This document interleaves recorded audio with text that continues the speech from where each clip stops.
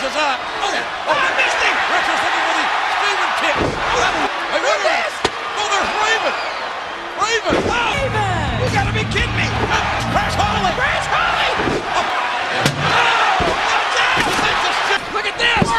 Steven Richards! Hardcore wrestler, hardcore wrestler, hardcore wrestler, hardcore wrestler, hardcore wrestler, hardcore wrestler. Hey there, I'm the social injustice warrior V Infuso, and if you're not tuning in, then you're missing out. Which was also pretty much the feeling about WWE during the Attitude Era. I mean, it wasn't called must-see TV for nothing.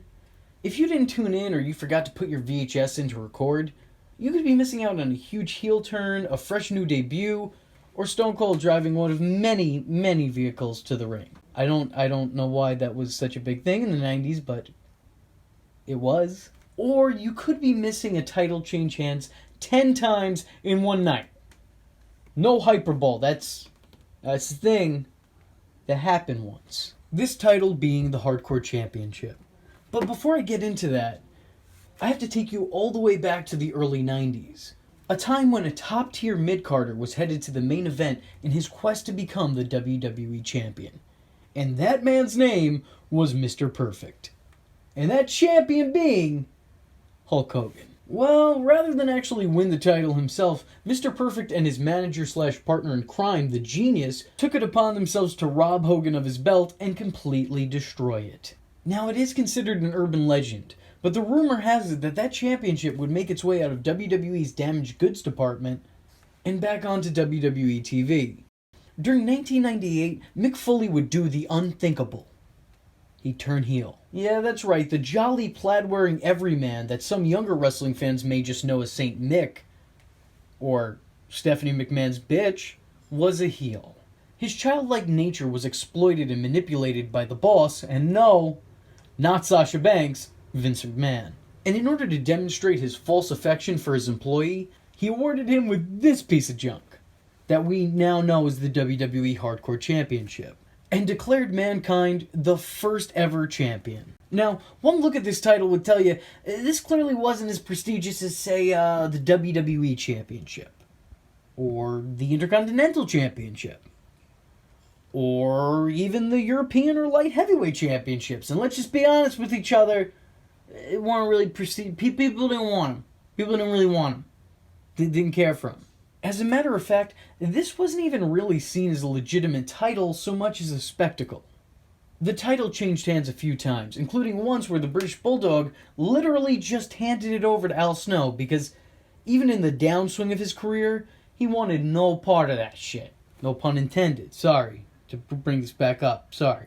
It also included Road Dogg vacating it after being attacked backstage. And of course, it was a major focal point in the legendary feud between the Big Boss Man and Al Snow.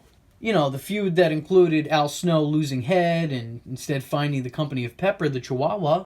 A feud that would see that same Chihuahua killed and served unknowingly to its owner. You know, maybe the Attitude Era wasn't always so great. I'm just realizing that. I'm just saying this out loud. I'm thinking maybe I had my nostalgia goggles on for this.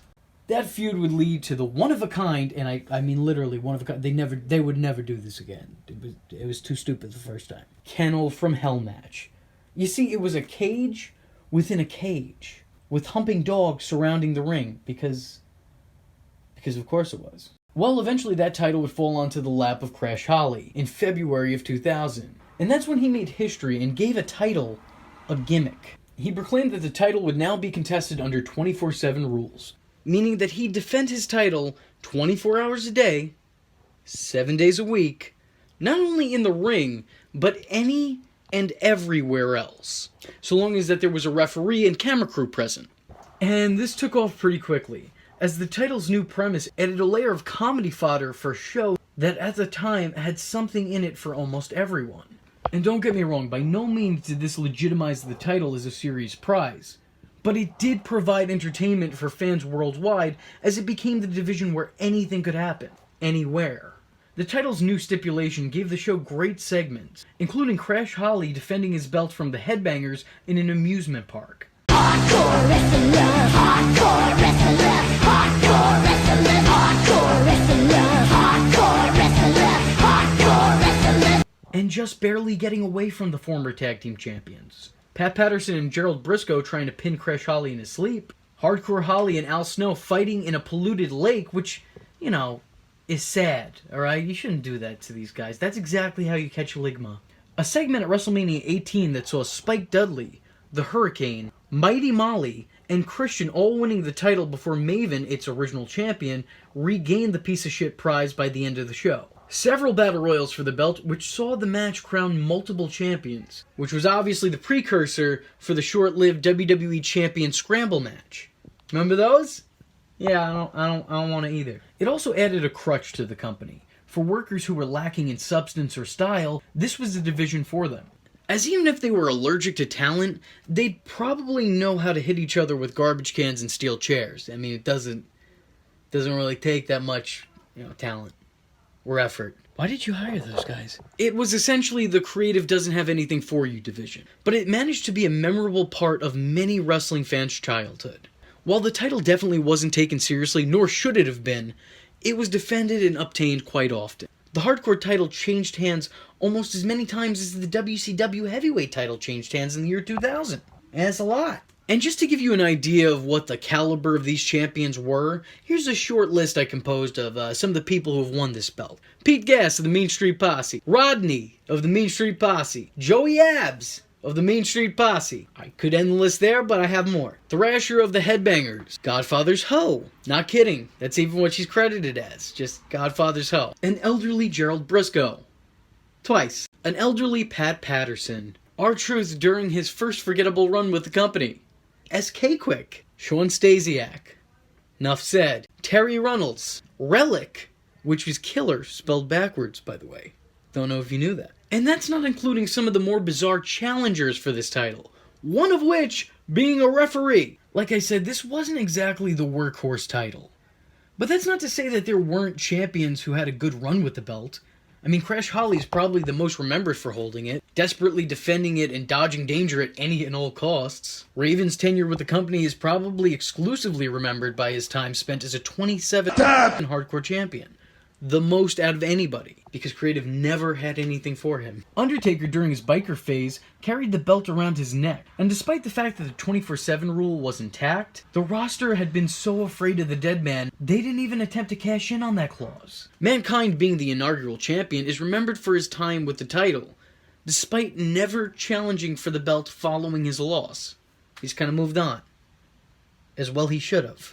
Rob Van Dam, playing off his time in ECW, which was seen as strictly hardcore wrestling at the time, won the title multiple times and was even its last winner, combining it with the Intercontinental Championship. Steve Blackman's only notable title win came from a feud with Shane McMahon over the strap, leading to a series of very interesting matches, some of the best the title ever saw. Al Snow, Big Boss Man, and Hardcore Holly were all synonymous with this busted belt, and both pre-JBL Bradshaw and Tommy Dreamer had their own custom versions of it. And let's just say that neither design is exactly, it's not exactly the rated R spinner or Stone Cold Smoking Skull belt. Outside of the incredible segments the title set up and created, the matches for this belt were usually lacking in quality. And that's because they were mostly piss-poor brawls or heavy-handed weapon assaults. That being said, it wasn't without some standout performances. As previously mentioned, the boss's son, and best in the world, no seriously, he won the cup, it's official now, Shane McMahon, and the Lethal Weapon and least charismatic man on earth, Steve Blackman, always put on good performances. Undertaker and RVD competed for the belt in such a way that for a brief moment in time it almost increased the belt's value. But not really, because look at it. They contested a good back and forth, the likes of which the division didn't typically see. Road Dogg and Al Snow on a throwaway Raw actually contested what may be one of the greatest matches of both of their careers. The Big Show, Kurt Angle, and The Rock, if you could believe that, all once competed for the belt. Why any of them would want it is beyond me, but hey, it happened. And of course, knowing that the 24/7 rule was on the belt, this obviously didn't stay a triple threat for too long. But hey, variety is the spice of life. Well, I don't know, some shit like that. Is that how it goes? The interference is only further added to the match. Big Show would also go on to compete in what I think is the greatest hardcore championship match of all time, in another triple threat match against Kane and Raven at WrestleMania 17. Or X7 if you're super edgy. They battled around the whole arena, almost accidentally shutting the show down because Raven drove over a wire with a golf cart. The three put each other through hell, beating each other with every weapon in sight, and throwing each other through every wall, door, and window they could find. As time went on, the title lost its edge when the 24/7 rule was actually revoked, making it just any other belt just minus, any of the value and its own intrigue. And that just goes to show you that it's hard to make a title that literally looks like a piece of trash to be seen as anything other than a piece of trash. As stated before, the title would go on to be incorporated into the IC title, after a match between RVD and Jeff Hardy. So, not exactly the worst way to go out. Why you'd want its lineage to taint the Intercontinentals is beyond me, but, sure, do you. You do you. I'm not going to complain. Except to the internet. Of course, since the concept took off in WWE, a little while after the title's introduction, its competitor, WCW, decided to issue their own hardcore title. And much like WWE's division, was contested over very similar rules, except to not nearly as much fanfare. The matches weren't as entertaining as the WWE hardcore matches, and it seemed too on the nose for what they were trying to duplicate. Using Norman Smiley as their surrogate Crash Holly for the division was actually a good choice. However, pairing him with Ralph was not a good choice. It was bad. Why do you do this? An Eric Bischoff title win did little to win over the fans, but at least the division gave us the moment of BoJack Horseman kicking the shit out of Terry Funk. Look at that, poor guy's probably donkey-brained now. After the title was retired in 2002, it returned to the show in 2003, when Stone Cold Steve Austin, then authority figure, fucking sell out, awarded the belt to its first owner, Mick Foley, as a trophy for his dedication to hardcore wrestling. 3 years after that, Foley would bring the title back when he turned heel again, surprisingly, with Edge, proclaiming that he and Edge were both co-holders of the Hardcore Championship. This, however, was never acknowledged on air, and Edge was never recognized as Hardcore Champion, and the story ultimately just dropped and forgotten. And despite them bringing the title out with them less than a handful of times, it was never defended. And that was the Hardcore Championship. For all its faults, you can't argue that it made a star out of a few. It gave guys who would have otherwise not been on the card or not given that much screen time something to do. It provided much needed comedy relief to the program, and it gave fans something to talk about, and made for an unpredictable atmosphere every week on Raw, SmackDown, and even on house shows. It may not appeal to the side of the audience focused on the wrestling side of the product, but it sure as hell did its job on the entertainment side of things.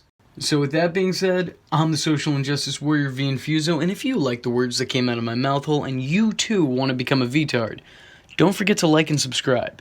There's plenty more where this video came from. Follow me on Twitter because, hell, why not? It's not considered stalking if it's on the internet, am I right? And don't forget to join the Discord. I don't have anything catchy to add to that, but just join it. Just go do it. And if you have a free moment of time and a free $1 to spare, then head over to my Patreon, where for just $1, you too could help keep this boat afloat. And if you don't have that $1, but you do have a free moment of time, then hit the share button. It will help me out tremendously.